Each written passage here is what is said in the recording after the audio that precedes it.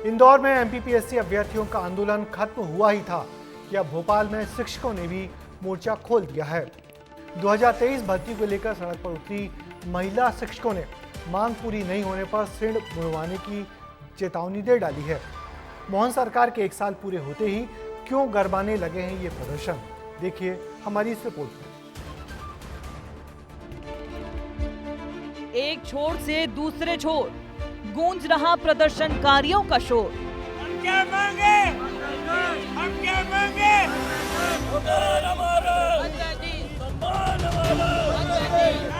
ना करे पुकार।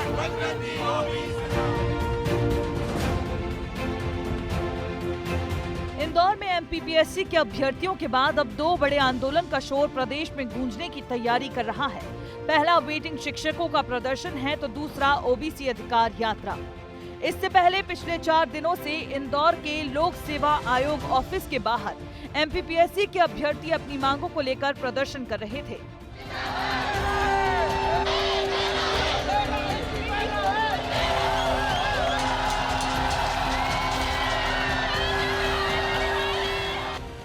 देर शाम इंदौर में शोर खत्म हुआ तो वेटिंग शिक्षकों ने राजधानी भोपाल में मोर्चा खोल दिया। शिक्षक वर्ग भर्ती 2023 को लेकर वेटिंग कर रहे शिक्षकों ने दंडवत पदयात्रा निकाली। महिलाओं ने पदयात्रा का नेतृत्व किया। सरकार हमारी कोई भी बात नहीं सुन रही। हम लोगों ने 2 एग्जाम पास किए, फिर भी सरकार हमारी कोई बात नहीं सुन रही है। महिलाओं का सम्मान ऐसे ही तो हो रहा है, ऐसे कर रहे हैं, तब तो शायद सरकार सुन ले हम लोगों की बात। और आज हम जिस तरह से भगवान के मंदिर में हम दंडवत करते हैं कि भगवान हमारी सुन ले, उसी तरह से हम आज सरकार के लिए दंडवत करते हुए सड़कों पर जा रहे हैं। महिलाओं ने मांग नहीं पूरी होने पर सिर मुंडवाने का भी ऐलान कर दिया है। दरअसल 5 साल बाद यानी साल 2023 में परीक्षाएं आयोजित हुई।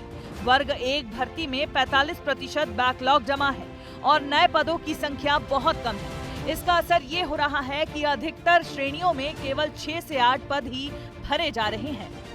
यही वजह है कि अच्छे मार्क्स लाने के बावजूद कई अभ्यर्थियों का चयन नहीं हो पा रहा है, जिससे अभ्यर्थियों में आक्रोश है। इनकी मांग है कि डीपीआई वेटिंग लिस्ट जारी करे। सेकंड काउंसलिंग में 20,000 पदों को बढ़ाकर वेटिंग को क्लियर किया जाए और जनजातीय विभाग में लगभग 17,500 खाली पदों पर भी वेटिंग क्लियर हो। इन्हीं मांगों को लेकर भोपाल में रानी कमलापति स्टेशन से शुरू हुई पदयात्रा डीपीआई पहुंची, लेकिन अधिकारी से मुलाकात नहीं होने के कारण ज्ञापन लोक शिक्षण संचालनालय के बाहर गेट पर ही चस्पा कर दिया। इन्होंने रानी कमलापति से यहाँ तक पहुँचने के लिए दंडवत तरीके से पहुँचे थे। अब उसके बाद यहाँ पर वे गेट पर बैठे हुए हैं और उन्होंने, आप दूर वहाँ देखेंगे तो वर्ग 1 वेटिंग अभ्यर्थी संयुक्त मोर्चा का जब यहाँ पर कमिश्नर नहीं ज्ञापन लेने पहुँचे तो उन्होंने गेट पर ही उसे चस्पा कर दिया है। ठीक इसी तरह राजधानी से पहले एमपीपीएससी के छात्रों ने इंदौर में मोर्चा खोला था। करीब 89 घंटे तक स्टूडेंट्स ने इंदौर में एमपीपीएससी दफ्तर के सामने प्रदर्शन किया। चौथी रात 3 बजे कलेक्टर मुलाकात करने पहुंचे। मांगे मानी गई, प्रदर्शन खत्म कराया गया। एक तरफ समझौता, दूसरी तरफ एफआईआर, ऐसा कुछ हुआ है एमपीपीएससी के बाहर धरने पर बैठे हुए लोगों के साथ। धरने को लीड कर रहे कोचिंग संचालकों के विरुद्ध पुलिस ने एफआईआर दर्ज की है। भंवरकुआ और संयोगितागंज थाने में यह एफआईआर दर्ज की गई है। अगले दिन स्टूडेंट्स को सीएम से मिलने के लिए बुलाया गया। प्रदर्शन खत्म होने के बाद कुछ लोगों पर एफआईआर दर्ज हुई है।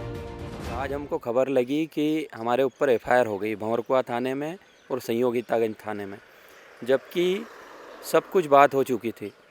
धरना समाप्त हो गया था। रात में 4 बजे कलेक्टर आए थे। कलेक्टर साहब ने जो हमारे अनशन करने वाले साथियों थे, समझौते के बाद उनका अनशन भी खत्म कराया था। एमपीपीएससी कार्यालय के बाहर बिना अनुमति के प्रदर्शन हो रहा था।